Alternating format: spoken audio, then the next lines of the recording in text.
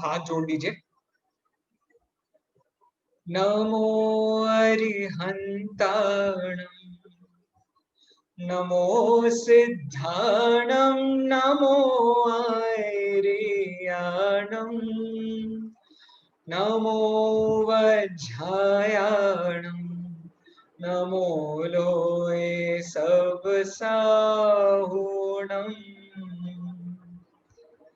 मंगलमय मंगल करन वीतराग विज्ञान, नमो ताहि जाते भय अरहंतादि महान।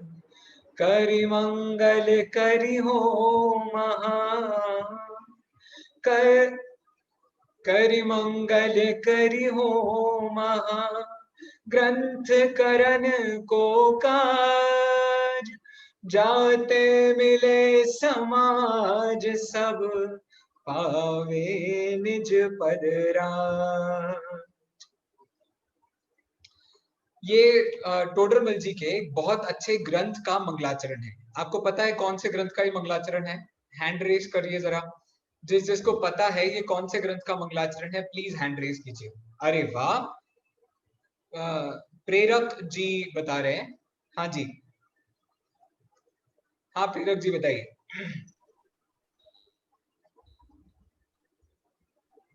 बोलो प्रेरक भैया। कुछ शायद आपके ईयरफोन में या कहीं कुछ दिक्कत हो रही है।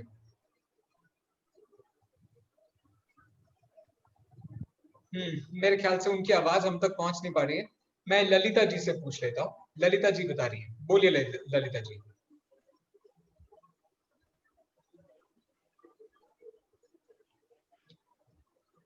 मेरे ख्याल से आप लोगों के जो मन की बात है ना वो मुझ तक पहुंच गई है, तो मैं डायरेक्टली मैं ही बता देता हूँ। उसका बेसिक आंसर है मोक्ष मार्ग प्रकाशक। मोक्ष मार्ग प्रकाशक नाम का एक बहुत सुंदर ग्रंथ है उनका, जिसका मंगलाचरण अभी अभी हमने पढ़ा है। इसकी देखिए गहराई कितनी कितनी ज्यादा है।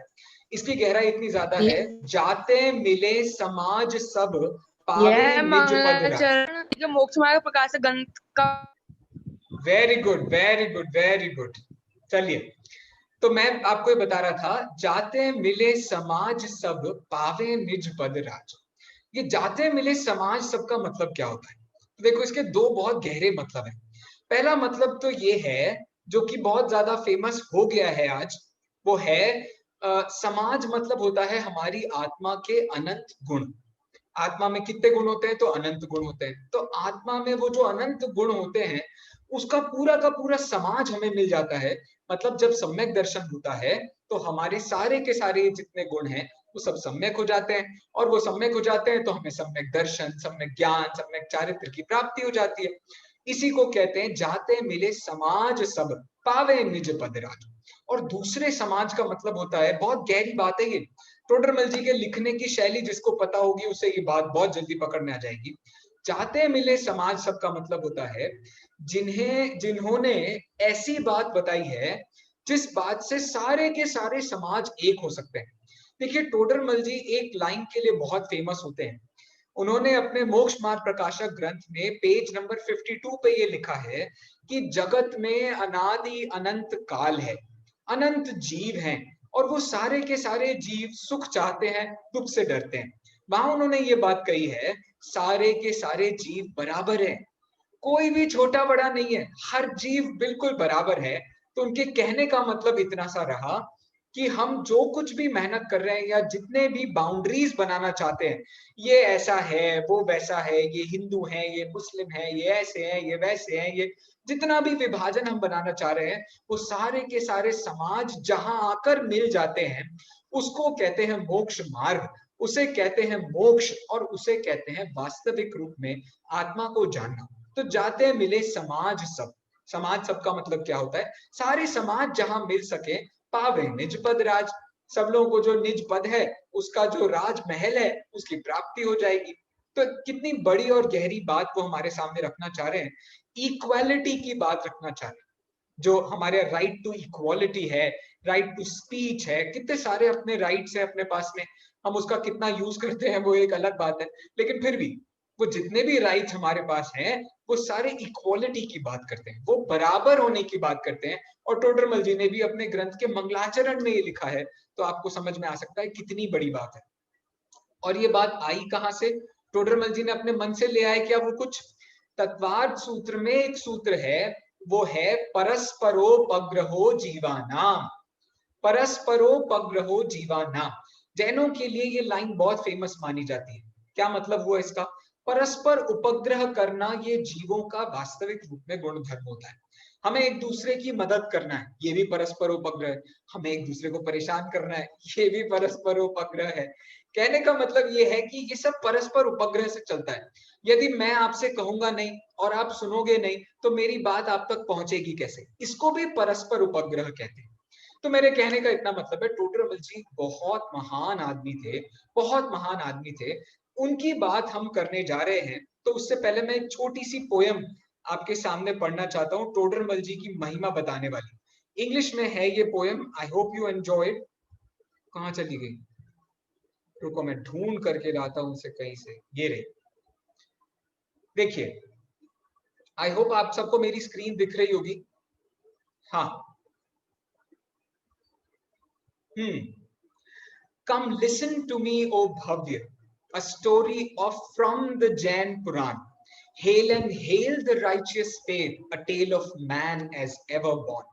ऐसा आदमी जो आज तक, ऐसे लोग बहुत बिरले पैदा हुए हैं, जिनमें से एक ये हमारे पंडित टोडरमल जी।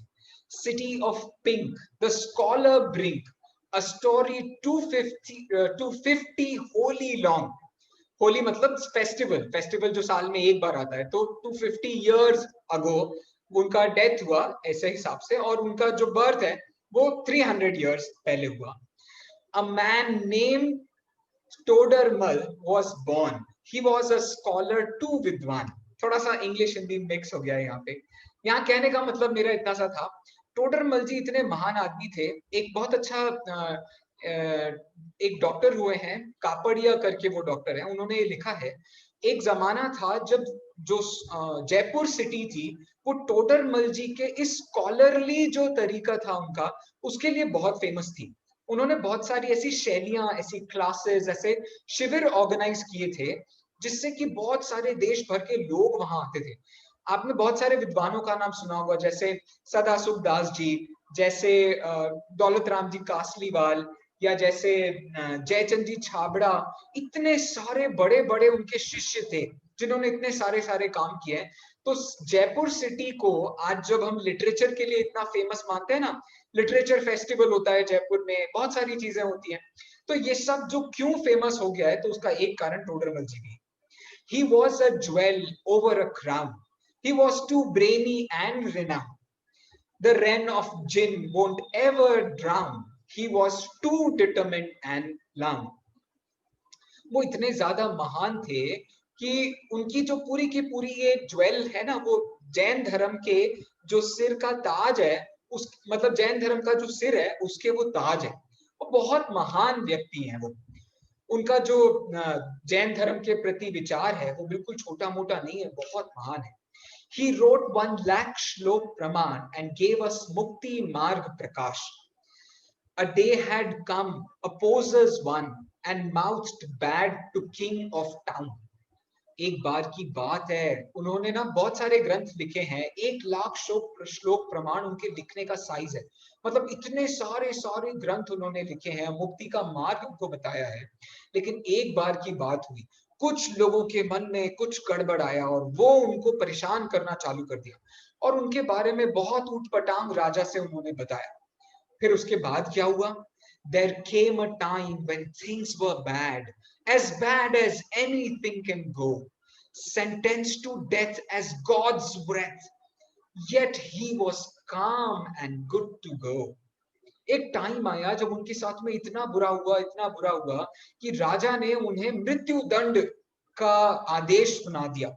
लेकिन उस टाइम पर भी वो इतने शांति से बैठे हुए थे, अपने विचार में लीन थे, तत्व विचार में लीन थे, आत्म ध्यान में लीन थे।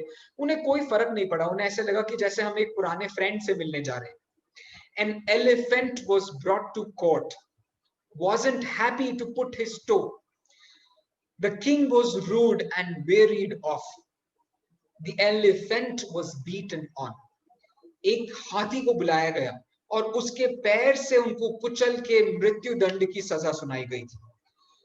ऐसी परिस्थिति हुई कि पता नहीं हाथी के भी मन में क्या आया, वो हाथी भी उनको नहीं मारना चाहता था, वो उनके साथ कुछ भी बुरा नहीं करना चाहता था, लेकिन राजा ने लोगों को बुला करके, सिपाहियों को बुला करके, महावतों को बुला करके उसे मारना शुरू कर दिया। टोडरमल जी के दिल में देखो कितनी ज्यादा करुणा आई। उन्होंने कहा, उनके मन में क्या आया, ओ Todarmal, you were so kind to tell him go. Above his body and not the soul, what can he do? Nowhere to go. उन्होंने कहा, भाई तेरा तो मामला खराब हो जाएगा। अरे हाथी, यदि तूने मुझे नहीं मारा तो तुझे मारा जाएगा, तुझे परेशान किया जाएगा। उन्होंने बात बिल्कुल सारी की सारी खारिज कर दी और उन्होंने कहा, ओ हाथी, तू परेशान मत हो, मेरा जो होना था तो वो तो हो चुका है, अब और बचा क्या है, इसलिए तू चिंता मत कर, तू तो कैसे भी करके अपना काम पूरा कर। तेरा काम यदि अधूरा रह जाएगा ना तो तुझे बहुत परेशानी सहनी पड़ेगी। One night 24 the lion roared. 1824 the lion roared. The year he left us all behind. His sacrifice was not in vain. The flag of Jinshasam ran. 1824 को वो जो शेर था उसने आखिरी बार अपना जो चिंगाड़ होती है वो उसने निकाली थी। मतलब जो टोडरमल जी थे वो आखिरी बार उन्होंने सांस ली थी और फिर उसके बाद में वो मुक्ति को प्राप्त हो गए। मुक्ति को प्राप्त हो गए मतलब जिसको जनरल भाषा में मुक्ति को प्राप्त होना कहते हैं, वो मर गए, स्वर्ग लोक को सिधार गए। लेकिन जैन शासन का उन्होंने जितना बड़ा काम कर दिया है उससे बड़ा कोई काम नहीं हो सकता है, तो उसके लिए हम उन्हें धन्यवाद दे रहे हैं। Come listen to me, O Bhavya, a story from the Jain Puran. Hail and hail the righteous faith, a tale of man as ever born. तो इस प्रकार से हमने देखा टोडरमल जी बहुत बहुत महान व्यक्ति थे और उनकी बहुत सारी महिमा जितनी की जाए उतनी कम है। तो अब हम बात करने जा रहे हैं टोडरमल जी को हम एक फिलोसोफर क्यों कहते हैं, वो एक फिलोसोफर कैसे हैं, उन्हें हम फिलोसोफर कैसे कह सकते हैं। तो मैंने एक छोटा सा आपके सामने प्रयास किया है, I hope you like it. मैंने एक छोटी सी पीपीटी बनाई है जिसमें मैं आपको ये बताना चाहता हूँ कि टोडरमल जी एक दार्शनिक कैसे थे, वो एक फिलोसोफर कैसे थे। सो ये जितने भी लेटर्स हैं इसमें, फिलोसोफर में जितने वर्ड लेटर्स हैं उन सब के हिसाब से मैंने कुछ वर्ड्स बनाए हैं। तो पहले अपन उन वर्ड्स पे बात करते हैं और फिर आगे बढ़ेंगे। सबसे पहला वर्ड है पी फॉर फिलोजिस्ट। फिलोलॉजिस्ट, फिलोलॉजिस्ट ये एक बहुत अच्छा शब्द है। इसका मतलब होता है भाषा शास्त्री। भाषा शास्त्री का मतलब क्या होता है? अच्छा, बिफोर वी स्टार्ट मैं किसी से पूछना चाहता हूँ, फिलोसोफर किसे कहते हैं? आपने कभी ये वर्ड सुना है? आपको कभी इस बात के बारे में दिमाग में बात आई फिलोसोफर किसे कहते हैं, दार्शनिक किसे कहते हैं? कभी सुना आपने ऐसा कि दार्शनिक किसे कहते हैं, फिलोसोफर किसे कहते हैं? कोई मुझे बता सकता है हैंड रेज करके एक फिलोसोफर किसे कहते हैं? क्या anything that you know about it, कुछ भी, थोड़ा बहुत, 19-20, एनीथिंग, कोई बताना चाहता है?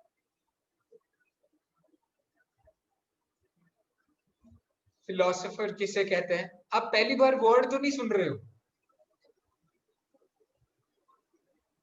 नहीं, ओह, कोई नहीं बता रहा। अरे यार ऐसा क्यों कर रहे हो आप? मैं ज्यादा बड़बड़ कर रहा हूँ ना? मुझे भी ऐसे ही लग रहा है। अच्छा चलो, मैं ही आपको बताता हूँ फिलोसोफर वर्ड, फिलोसोफर किसे कहते हैं, दार्शनिक जिसे हम कहते हैं वो कौन होता है। तो फिलोसोफर दो वर्ड से बना है, एक फिलो और एक सॉफर।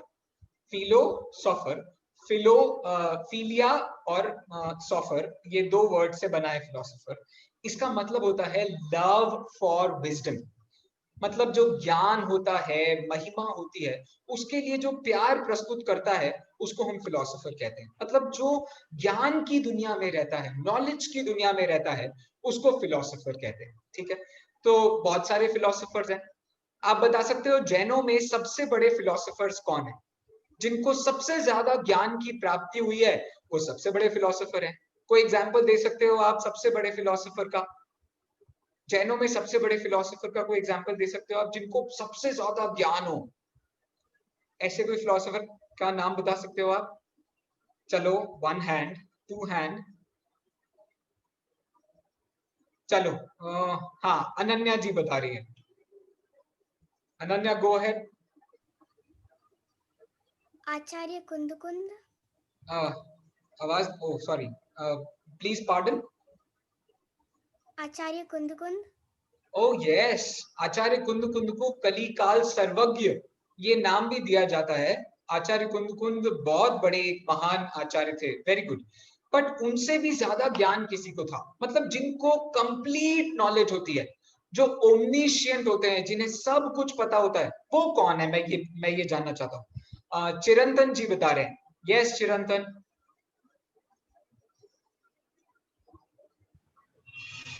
Gautam Ganadhar. Not bad, not bad, very good. Gautam Gandhar को 4 ज्ञान थे। मति ज्ञान, श्रुत ज्ञान, अवधि ज्ञान, मनः परे ज्ञान, बहुत बहुत सारे ज्ञान थे। लेकिन आपको पता है गौतम गंधर किसी के शिष्य थे? गौतम गंधर किसके शिष्य थे, वो बता सकते हो आप मुझे? चिरंतन से ही पूछता हूँ। चिरंतन, मैं सही बोल रहा हूँ ना? महावीर स्वामी। ये हुई ना बात, जो महावीर। हमारे 24 तीर्थंकर हैं, उनके पास में ओमनिशियंस होता है, उनके पास सर्वज्ञता होती है। और वो जो 24 तीर्थंकर होते हैं, वो हैं असली फिलोसोफर्स, क्योंकि उनके पास ऐसा ज्ञान है जो वीतरागता के साथ में। जो हमारे जो सर्वज्ञ होते हैं, जो अरहंत होते हैं, उनमें 3 गुण होते हैं ना। अपन ने बालबोध पाठमाला भाग 2 में पढ़ा है ना, वीतराग सर्वज्ञ हितंकर भविजन की अब पूरो आस। कौन कौन सी 3 चीजें हुई? वीतरागी, सर्वज्ञ और हितोपदेशी। तो जो वीतरागी, सर्वज्ञ और हितोपदेशी होते हैं, ऐसे कौन होते हैं? तो ऐसे हमारे 24 तीर्थंकर होते हैं, जिनका उपदेश सुनकर के हमें मोक्ष का मार्ग पता चलता है। तो असली फिलोसोफर कौन है? जिसे पूरी वीतरागता है, मतलब जो लव से भरपूर है। देखो, अपना एक बहुत अच्छा पाठ है, बहुत फेमस पाठ है, जिसे सामायिक पाठ भी कहते हैं। सामायिक पाठ को भावना बत्तीसी के नाम से भी जाना जाता है। उसमें कहते हैं, प्रेम भाव हो सब जीवों में, गुणी जनों में हर्ष प्रभु, करुणा स्रोत बहे दुखियों पर, दुर्जन में मध्यस्थ प्रभु। इसमें सबसे पहली लाइन पता है क्या कही है? सबसे पहली लाइन गई है, प्रेम भाव हो सब जीवों में। अब सब जीवों से प्रेम कैसे करोगे आप? सब जीवों से प्रेम कैसे करोगे? जैसे अनन्या ने मुझे आंसर दिया है, तो वो मेरी फेवरेट बन गई, और सचिन ने मुझे आंसर नहीं दिया है, तो अब वो मेरी फेवरेट नहीं बन गई है। तो अब मेरा सबसे प्रेम कैसे हुआ? मैंने एक से ज्यादा किया और एक से कम किया, तो ये सबसे बराबर प्रेम नहीं हुआ। सबसे यदि आपको बराबर प्रेम करना है, तो उसका उपाय है वीतरागता। देखो, ये कैसी बच्चों वाली बात नहीं कह रहा हूं मैं। वीतरागता मतलब राग नहीं करना, और प्रेम करना मतलब प्यार करना। तो राग नहीं करने को वीतरागता कहते हैं, या प्रेम करने को वीतरागता कहते हैं? भाई, दोनों की बात एक ही है। कैसे एक ही बात है? यदि मैं सबको बराबर समझता हूं और सबको बराबर मौका देता हूं, तो फिर वीतरागता ही हुआ। और यदि मैंने सबको बराबरी का मौका दिया है, तो मैं सबसे बराबर प्यार करता हूं, तो प्यार करना भी बराबर हुआ और वीतरागता भी बराबर हुई। इस दृष्टि से मेरे कहने का ये मतलब था कि सबसे ज्यादा प्यार जिसके दिमाग में, दिल में होता है, वो है हमारे वीतरागी अरहंत भगवान। और विजडम का मतलब होता है ज्ञान। विजडम किसके अंदर सबसे ज्यादा होती है? तो सर्वज्ञता। सर्वज्ञता को हम विजडम कहते हैं, और वो भी किसमें सबसे ज्यादा होती है? तो हमारे तीर्थंकर। तो इसके हिसाब से हमारे सबसे बड़े फिलोसोफर्स हुए, जितने भी हमारे 24 तीर्थंकर हैं, उनकी परंपरा में जितने लोग हो रहे हैं, वो सारे वास्तविक फिलोसोफर्स हैं। उनकी परंपरा में कौन होते हैं? तो गणधर, गणधर मतलब आचार्य, वो सारे के सारे हमारे फिलोसोफर्स हो गए। उपाध्याय, जो कि हमें पढ़ाते हैं, वो भी फिलोसोफर्स हो गए। और उनके मार्ग पर चलने वाले जितने साधु हैं, वो सब फिलोसोफर्स हो गए। और इन्हीं की बात को जो हमें बताते हैं, ऐसे हमारे जितने भी पंडित हैं, विद्वान हैं, वो सब फिलोसोफर्स बन गए। इस हिसाब से टोडरमल जी भी एक बहुत बड़े फिलोसोफर हैं। फिलोसोफर का मतलब सबको समझ में आया? कोई मुझे बता देगा अब फिलोसोफर का असली मतलब क्या होता है? What is a philosopher? Philosopher, दार्शनिक किसे कहते हैं?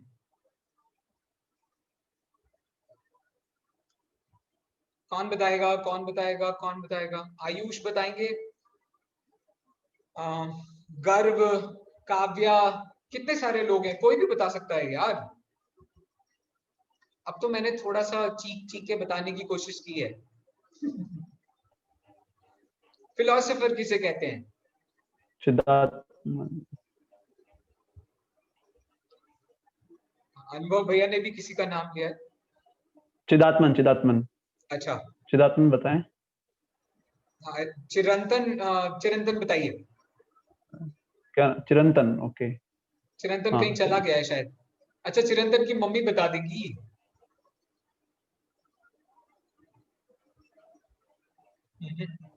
अच्छा चलिए, मैं प्रेरक जी से पूछ लेता हूँ। हाँ प्रेरक जी। प्रेरक जी, फिलोसोफर किसे कहते हैं?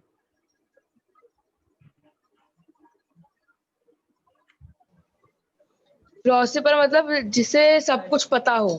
Very good, very good. जिसे सब कुछ पता हो और जिससे सबके प्रति बराबर भाव हो, जो किसी के लिए कम ज्यादा नहीं करता हो, उसको हम फिलोसोफर कहते हैं। इंग्लिश में उसे love for wisdom, the one who has love for wisdom is called as a philosopher. और हिंदी में यदि हम इसकी परिभाषा बनाएंगे तो जो वीतरागी सर्वज्ञ हितोपदेशी होते हैं, उन्हें हम फिलोसोफर कहते हैं। तो जो परसेंटेज में वीतरागी सर्वज्ञ हितोपदेशी होते हैं, वो है हमारे आचार्य, उपाध्याय, साधु और जितने भी लोग हैं। और बाकी के जितने लोग हैं, जैसे कि वास्तव में जो हमारे तीर्थंकर हैं, वो हमारे पूरी तरीके से फिलोसोफर्स हैं। चलिए, अब मैं आगे बढ़ता हूँ और फिलोसोफर के लिए मैंने जो एक चीज आपके सामने रखी है, उसको जरा अपन देख लेते हैं। सबसे पहला होता है फिलोसोफर की परिभाषा। आज जो दुनिया में चलती है, उसमें सबसे पहली पहली परिभाषा में पी फॉर फिलोलॉजिस्ट, मतलब जो भाषा शास्त्री होते हैं, उन्हें फिलोसोफर कहते हैं। तो आपको पता है टोडरमल जी एक बहुत बड़े भाषा शास्त्री भी थे। उन्होंने भाषा पर बहुत बहुत काम किया है। आप उनकी मेहनत देखेंगे ना तो बिल्कुल छक्के छूट जाएंगे। उन्होंने 1 लाख श्लोक प्रमाण, 1 लाख श्लोक प्रमाण मतलब एक लाइन में 32 वर्ड्स, उसको कहते हैं एक श्लोक। और 1 लाख मतलब 32 लाख वर्ड्स, एक एक सेंटेंस, 32 लाख एक इतने सारे वर्ड्स उन्होंने लिखे हैं। कहने का मतलब वो बहुत सारा लेखन की कार्य को जानते थे। दूसरा, यदि मैं आपको बताऊं कि उन्होंने क्या क्या पढ़ा है, तो आपका सच में दिमाग घूम जाएगा कि उन्होंने कितनी कितनी किताबें पढ़ी है। देखो मेरी स्क्रीन पर मैंने शेयर किया है, टोडरमल जी ने कितनी सारी चीजें पढ़ी हैं। जैनों के ग्रंथ कितने सारे पढ़े हैं, अजैनों के ग्रंथ कितने सारे पढ़े हैं। उन्होंने व्याकरण मतलब जो ग्रामर होती है उसके ग्रंथ पढ़े हैं, सिद्धांत के ग्रंथ पढ़े हैं, न्याय के ग्रंथ पढ़े हैं, पुराण पढ़े हैं। अरे यहाँ तक कि हिंदुओं में उपनिषद होते हैं, जैसे मुंडकोपनिषद, कठोपनिषद, छंदो, मतलब कितनी सारी चीजें उन्होंने पढ़ी हैं। अन्य दर्शनों में जैसे गीता उन्होंने पढ़ी है, उन्होंने स्कंद पढ़ा है, उन्होंने विष्णु पुराण पढ़ा है, उन्होंने विशेष आवश्यक भाष्य पढ़ा है, मीमांसकों का बहुत अच्छा ग्रंथ है, श्रृंगार शतक पढ़ा है, नीति शतक पढ़ा है। मतलब उन्होंने इतनी सारी पढ़ाई करी। और पता है कितनी सी उम्र में ये सारी की सारी पढ़ाई उन्होंने 21-22 साल की उम्र में ही कर ली। 21-22 साल मतलब मैं तो हूं अभी 31-32 कुछ साल का होऊंगा, मुझे एग्जैक्ट याद नहीं है, बट जो भी है, मेरे को कुछ भी नहीं आता है इसमें से। और वो ये सब पढ़ चुके थे, उसकी इतनी सारी चीजें उन्हें याद थी। एक एक लाइन उन्होंने ऐसी ऐसी लिखी है, आप पढ़ोगे तो आपको मजा आ जाएगा। कहने का मतलब वो एक बहुत बड़े भाषा शास्त्री थे। इसके अलावा देखो मैं आपको एक चीज और शेयर करता हूँ, उनके लिखने का तरीका कितना यूनिक था। जैसे उन्होंने एक किताब है अपनी, गोमटसार नाम की किताब है। गोमटसार का उन्होंने मंगलाचरण लिखा, उसकी पीठिका में उसका मंगलाचरण है। तो देखो वो मंगलाचरण उन्होंने कितने बड़े स्टाइल से लिखा है। देखो मैं एनोटेट करता हूँ। देखो ये म है, एक डिफरेंट वर्ड आया, फिर ये देखिए एन आ गया, एन के बाद फिर म दूसरा आ गया, फिर एक एन आ गया, फिर ग अलग आ गया, फिर एन आ गया, फिर जय अलग आ गया, फिर न आ गया, फिर ज अलग आ गया, फिर न, फिर एक छोड़ के न, फिर एक छोड़ के न, फिर एक छोड़ के न, फिर एक छोड़ के न। मतलब कितना अच्छा उनका भाषा पर कमांड था। देखो उन्होंने जो लिखा है वो मैं आपको पढ़ के सुनाता हूँ। मैं नमो नगन जैन जन ज्ञान धान धनरी, मैन मान बिन दान घन ऐन हीन तन छीन। सब में देखो आप एक एक वर्ड के बाद में न आया है। मैं न, मो न, ग न, जय न, ज न, मतलब भाषा का उनको कितना सारा ज्ञान था। वो कितनी सारी चीजें देखिए इसमें ऐसी भी जानते थे। देखो मैं आपको और एक चीज दिखाता हूँ। इसी को एक और तरीके, इसको गौमूत्रिका नाम का बंद कहते हैं। भाषा विज्ञान में ये बहुत फेमस है। ये देखो ऐसा देखिए, मैं न, मो न, ग न, जय न, छ न। कितना इंटरेस्टिंग तरीका है चीजों को बनाने का। अच्छा, और ये जो तरीका है ये उनको पता है कहाँ से सीखा उन्होंने? ये उन्होंने सीखा था मैथ से। उनकी मैथ्स कितनी अच्छी थी यदि मैं आपको बताऊं तो आज हमारे भारत देश में उन्होंने जो मैथमेटिक्स पे काम किया है उसे जानने वाले 5-6 लोग भी नहीं है।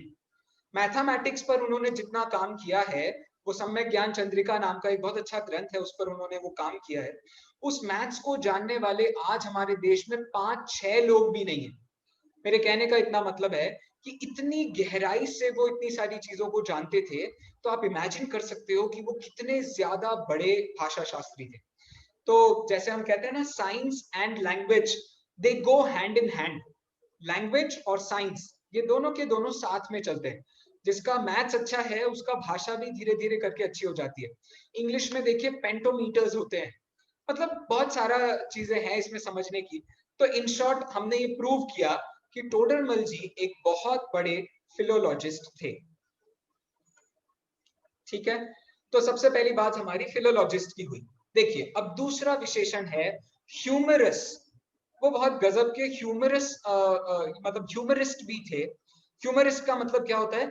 वो हास्यास्मक हास्य रस को भी बहुत अच्छे से जानते थे। हास्य रस को कैसे अच्छे से जानते थे? जैसे हाँ, जैसे एक अच्छा सा उदाहरण देता हूं आपको। उनके सामने किसी ने उनसे कहा कि अरे भैया हम नियम वगैरह नहीं ले सकते हैं, नियम लेने से बहुत प्रॉब्लम्स होती हैं, नियम ले लो तो जिंदगी बहुत खराब हो जाती है, बहुत परेशानियां हो जाती हैं, नियम ले लो तो फिर अब रात में नहीं खा सकते, फिर पानी छानना पड़ता है, फिर पता नहीं कितनी मुश्किलें झेलनी पड़ती हैं।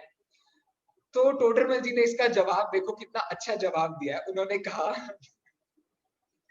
यदि गधा मिश्री खाने से मर जाए तो सज्जन क्या मिश्री खाना छोड़ देंगे? तो ये बात उन्होंने क्यों कही?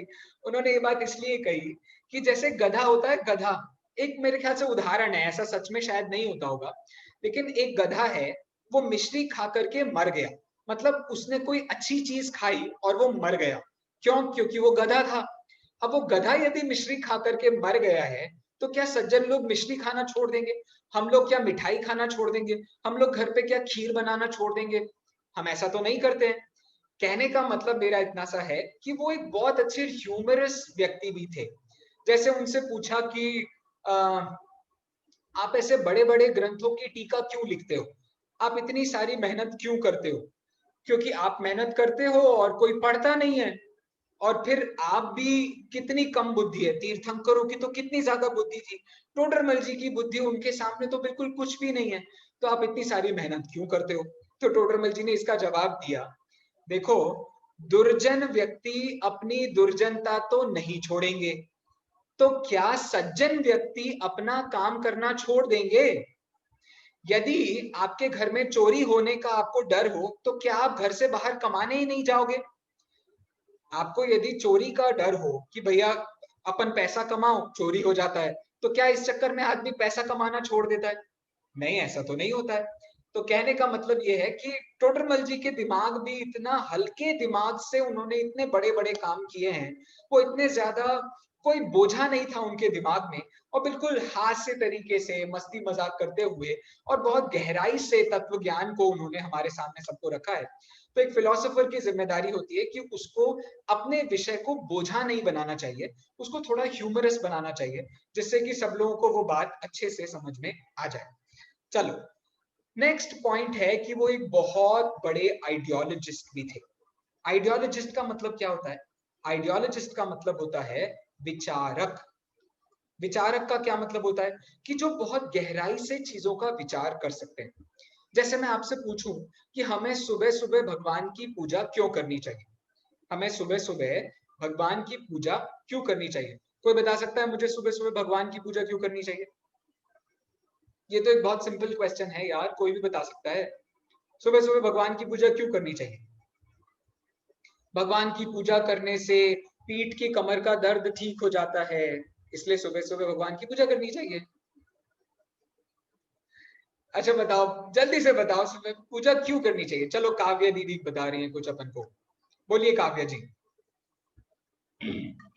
हमें भगवान की पूजा इसलिए करनी चाहिए क्योंकि हमें उनके जैसा बनना है, और वाह, उनके जैसा बनने के लिए हमें भगवान की पूजा करनी चाहिए। Very good, very good, very good. हमें भगवान जैसा बनने के लिए तद्गुण लब्धये मोक्ष मार्गस्य नेतारम भेत्तारम कर्म भूभृताम ज्ञातारम विष्णु तत्वानाम वंदे तद्गुण लब्धये। मैं उनके गुणों की प्राप्ति के लिए उन्हें नमस्कार करता हूँ। लेकिन क्या ये बात पक्की है आपको उनके गुण मिल जाएंगे? आपको वीतरागता गिफ्ट में मिल जाएगी? भगवान से आप बोलो भगवान जी हमको वीतरागता दे दो, उन्होंने छड़ी घुमाई और आपको वीतरागता मिल गई। फिर आपने कहा सर्वज्ञता दे दीजिए, उन्होंने छड़ी घुमाई, सर्वज्ञ।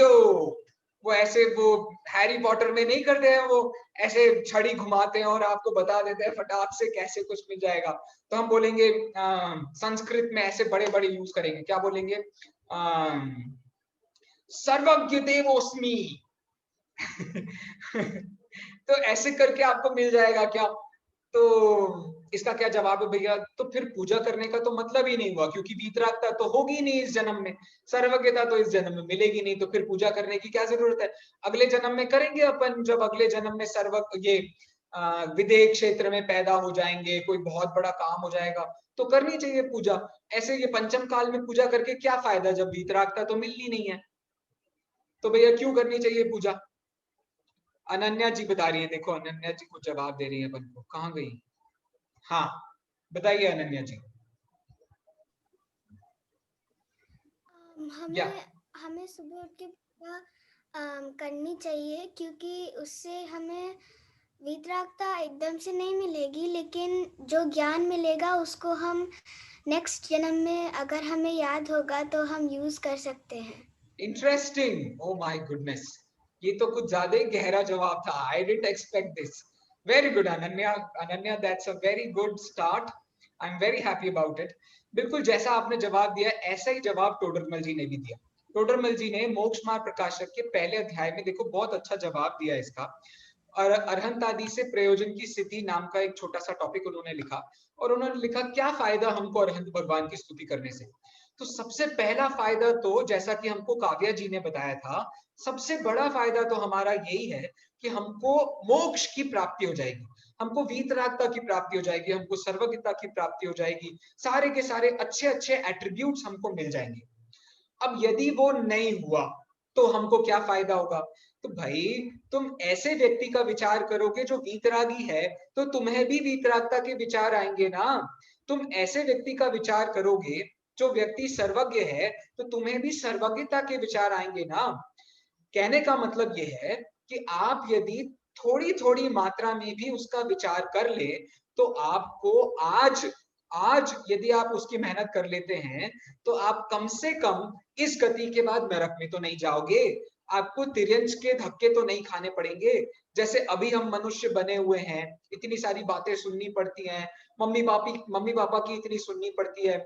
यदि सम्यक दर्शन हो गया ना, मैं आपको एक चुपके की बहुत अंदर की बात बता रहा हूँ, यदि आपको सम्यक दर्शन हो गया और उससे पहले यदि मनुष्य गति का बंध भी हो गया ना, तो आपको पता है कितना बड़ा फायदा होगा।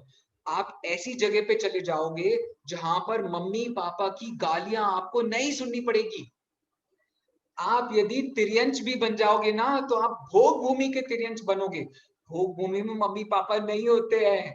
कितना बड़ा फायदा है देखो। मेरे कहने का इतना सा मतलब है कि ये बहुत बड़ी बात है, ये बहुत बड़ी बात है। हम अरहंत भगवान की पूजा करते हैं तो उससे हमें क्या फायदे? तो सबसे बड़ा फायदा और असली फायदा तो है मोक्ष की प्राप्ति होना। लेकिन यदि मोक्ष नहीं मिल रहा है तो अच्छे परिणाम रखेंगे, हम सम्यक दर्शन की प्राप्ति करेंगे तो हमें देव गति वगैरह ऐसी जगह मिल सकती है जहां हमें शारीरिक अनुकूलताएं होंगी, फायदे होंगे, तो हम सोच सकते हैं, हम विचार कर सकते हैं, और जैसा हमको अनन्या जी ने बताया, हमें वो संस्कार मिल सकते हैं जिसके माध्यम से हम आज नहीं तो कल मोक्ष की प्राप्ति कर लेंगे।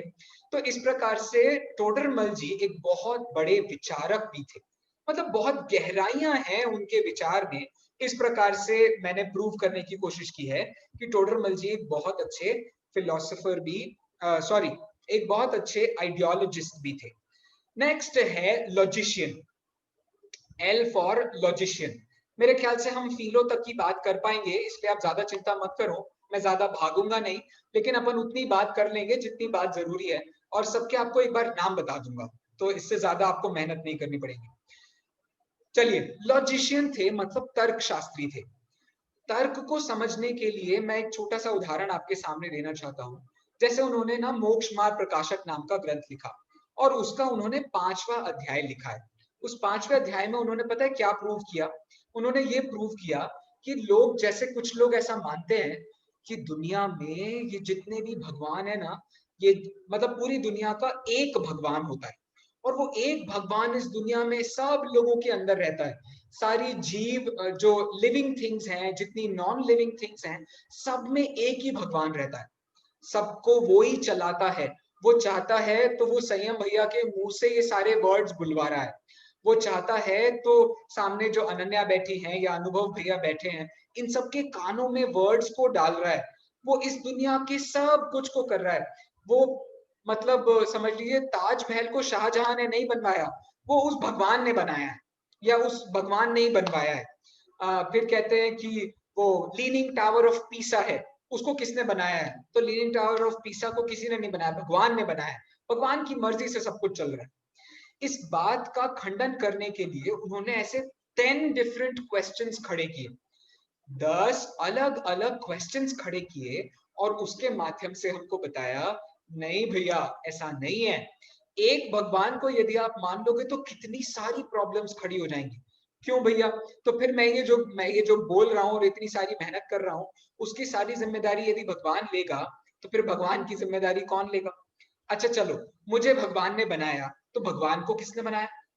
उस भगवान को भी बनाने वाला कोई तो चाहिए ना। अच्छा, जैसे मेरी इच्छा से उस इस दुनिया में सब कुछ होता है, मतलब मेरी दुनिया में सब कुछ होता है, ऐसे ही भगवान की इच्छा से इस दुनिया में सब कुछ होगा। तो भगवान की इच्छा से यदि दुनिया में सब कुछ होगा, तो भगवान में और मुझ में अंतर क्या हुआ? वो भगवान इतने महान कैसे बन गए? और फिर भगवान ने यदि पूरी दुनिया को बनाया है, तो फिर भगवान जब दुनिया को बना रहे थे, वो बेचारे इतने ज्यादा बिजी थे, तो उन्होंने इस दुनिया में सारे दुख क्यों डाल दिए? इतने सारे लोग हैं, इतने सारे दुखी लोग हैं, टेररिज्म के कारण हम इतना परेशान हैं। किसने बनाया टेररिज्म को? उसको भी भगवान ने बनाया होगा। कहने का मेरा इतना सा मतलब है कि वो इतने ज्यादा गहराई थी टोडरमल जी के विचारों में, जो बहुत सारे आचार्यों ने लिखी, और उन्होंने तर्कों के माध्यम से बहुत अच्छे अच्छे लॉजिक्स दे करके अपनी सारी की सारी बात को प्रूव किया। और आज का जिसको हम डिटेल में पढ़ने वाले हैं, वो लास्ट है ओरेटर। ओरेटर मतलब प्रभावक। मतलब टोडरमल जी इतने महान आदमी थे कि उनका प्रभाव इतना ज्यादा था, इतना ज्यादा उनका प्रभाव था कि जैसा कि मैंने आपको पहले बताया था ना, कि जयपुर सिटी जो इतनी महान सिटी बन गई है, उसके इतने महान बनने के कारण में से एक टोडरमल जी थे। क्योंकि जिस टाइम पे टोडरमल जी वहां रहते थे, पूरी दुनिया के कहां कहां के लोग वहां आकर के उनसे पढ़ते थे। कितने सारे ऐसे ऐसे विद्वान उनके सामने तैयार हो गए, जैसे कि कुछ विद्वानों का मैंने पहले भी नाम लिया था, जयचंद जी छाबड़ा, जैसे सदासुख दास जी, दौलत राम जी कासलीवाल, बहुत सारे ऐसे बड़े बड़े विद्वान हुए हैं जो सब उनके सामने तैयार हुए। तो कहने का मतलब यह है कि वो बहुत बड़े प्रचारक भी थे, बहुत बड़े विचारक भी थे। और आप जितना ज्यादा इसके बारे में सोचेंगे ना, आपको और बहुत सारे पॉइंट्स मिल जाएंगे। देखो, मैं एक आपके सामने बात रखता हूँ, वो इतने बड़े ओरेटर कैसे थे? ये जो टेबल है ना, इस टेबल में आप देखो तो आपको समझ में आ जाएगा टोडरमल जी ने कितनी सारी किताबों पर काम किया। उनको पता है, कोई रिद्धि थी या कोई उनके पास में स्पेशल एबिलिटी थी, उन्होंने कन्नड़ भाषा को सीख लिया। ये जो गोमट सार बड़े बड़े ग्रंथ है ना, गोमट सार, लब्धि सार, क्षपणा सार, ये बड़े बड़े ग्रंथों को वो इतने आसानी से पढ़ लिया उन्होंने कन्नड़ भाषा की। तब तो ये छोटी छोटी अल्फाबेट्स की बुक्स भी नहीं थी। आज हमारे यहाँ बुक्स है ना, A for apple, B for ball, C for cat, ऐसी किताबें तब थी भी नहीं, आज से 300 साल पहले। और फिर भी उन्होंने